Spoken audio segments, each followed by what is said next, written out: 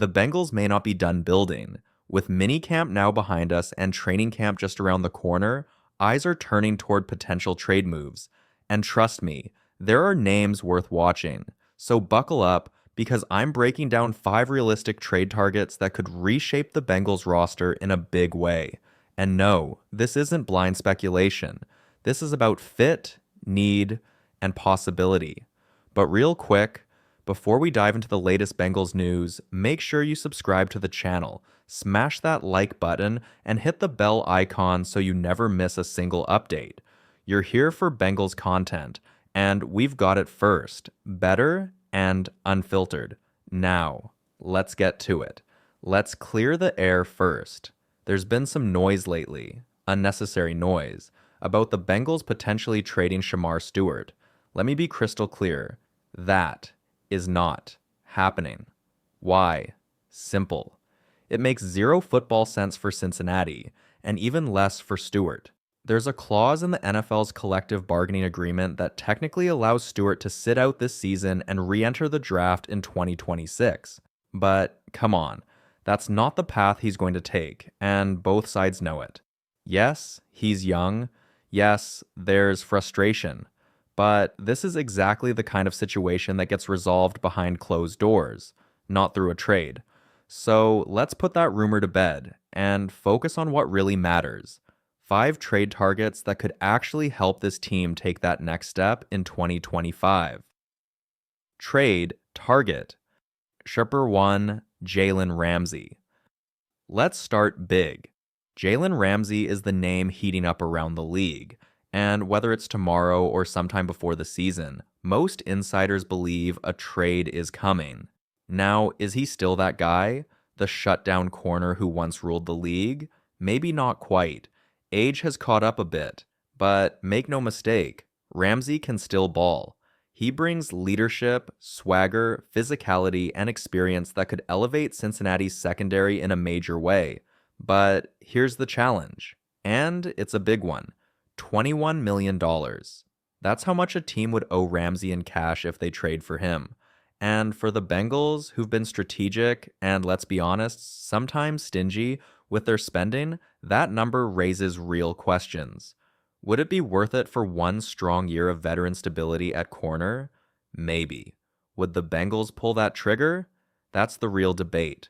Bottom line, he's a name to watch, but don't hold your breath unless Miami gets desperate. Let's talk numbers and reality. If a Jalen Ramsey trade goes down, don't expect a blockbuster.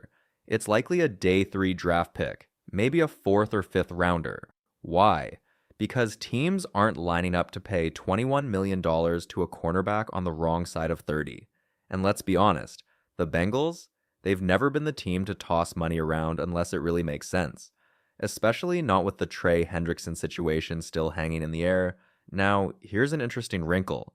Sometimes elite corners make the jump to safety in the twilight of their careers. And it works. We saw it with Leon Hall right here in Cincinnati. Could Ramsey follow that path in a year or two? Maybe. But even if he doesn't, his value right now is clear. Veteran leadership championship mindset, playmaking ability when it matters most. Let's be real. Ramsey wants another ring. And if he's looking around the league, you better believe Joe Burrow's Bengals are one of the most attractive places to chase it. Now, will the Bengals actually go for it? Probably not. That contract is a monster. But if we're talking pure fit, Ramsey in stripes just makes sense. Trade target number 2, Tyron Mathieu, the Honey Badger. Now here's a name flying under the radar. Tyron Mathieu from the New Orleans Saints. Yes, he recently restructured his contract for 2025. But let's read between the lines. That move may have set the table for a potential exit. And if you've watched the Saints lately, you know, that franchise is heading nowhere fast. Quarterback uncertainty, coaching questions, aging talent. It's a rebuild in all but name. And Mathieu deserves better. From a Bengals perspective, veteran depth at safety, high IQ player, still plenty of fire in the tank. He won't cost much, and he brings playoff experience to a secondary that could use more vocal leadership. Even if he's not what he once was, he's still better than most options on the market. If Cincinnati's looking for low-cost, high-impact reinforcements, this could be the smart move no one's talking about. Let's be real. Tyron Mathieu may be 33, but the fire in him hasn't burned out. Sure, he's back home in New Orleans, LSU roots, local hero, all of that. But deep down, you know the man's a competitor. He won a ring with Kansas City, and you better believe he's thinking about chasing one more before it's all said and done. And if there's one team in the AFC that checks all the boxes, quarterback, culture, championship window, it's the Cincinnati Bengals. Now, yes, Mathieu played college ball long before Burrow and Chase stepped on LSU's campus, but don't underestimate the power of the brotherhood that school builds. There's respect there. And that could matter when a veteran starts eyeing potential landing spots. Let's talk fit. Cincinnati's safety room? Still a bit shaky. The youth is there. The upside is there. But what's missing is a proven voice. Someone who can read the field before the snap. Who can settle things down in the fourth quarter when the stakes are highest. Mathieu brings exactly that. Plus, you wouldn't need to break the bank or give up a high draft pick. With the Saints clearly shifting into a rebuild, they may be more than willing to move him for the right offer. If you're the Bengals front office, this is the kind of move that says, we're not just trying to win, we're trying to finish the job. Now, let's address the elephant in the room. Why would Cincinnati even look at a wide receiver? The Bengals are stacked at the top. Jamar Chase, T. Higgins, and even rookies like Jermaine Burton are creating buzz. But here's the twist. This isn't about stars. It's about depth. Enter Romeo Doubs. He's been solid in Green Bay, big-bodied, physical, and knows how to get open. But Green Bay's wide receiver room is now bursting at the seams. They've drafted aggressively, and Doubs looks more like the odd man out than a building block. If the Packers decide to move on, Doubs could be a quiet steal for a team looking to solidify its wide receiver depth chart.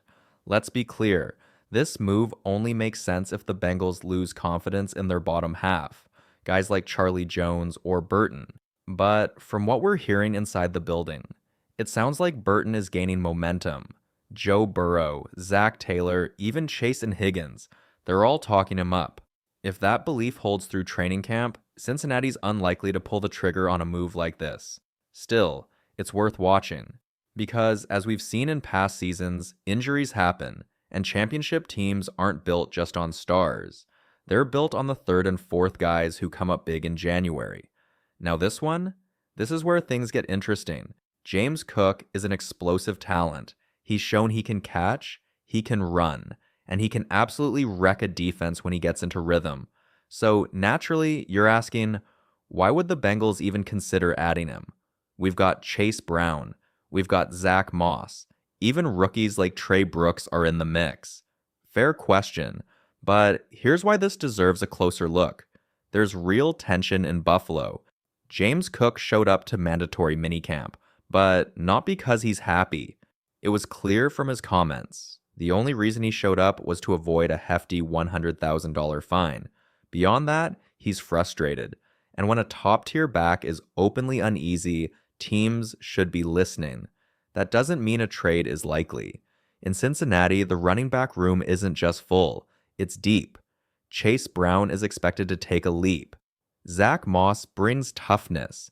Even the young backs are flashing in early reps. But here's the truth.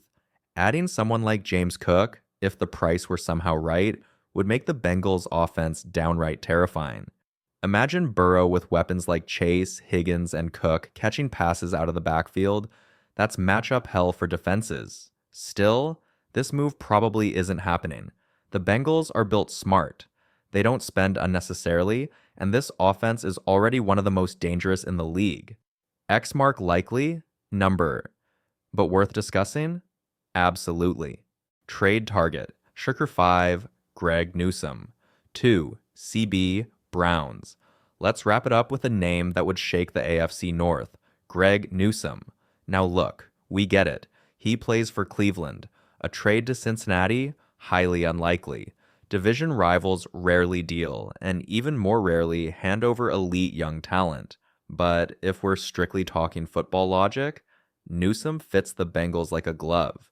He's athletic, instinctive, and entering his prime. If the Bengals were somehow able to pry him loose, he could be that final missing piece in the secondary, especially as Cincinnati looks to reload the defensive backfield with long-term stability. Last year, he was a hot name around the trade deadline. And while Cleveland held firm then, this feels like his final year in a Browns uniform, especially if an extension doesn't happen. Bengals fans, hear this. If you're building a defense to survive the postseason arms race, Mahomes, Lamar, Allen, adding a physical, versatile corner like Newsome changes the math. It makes this defense dangerous. Is it a long shot? Of course, but in a league built on bold moves, never say never.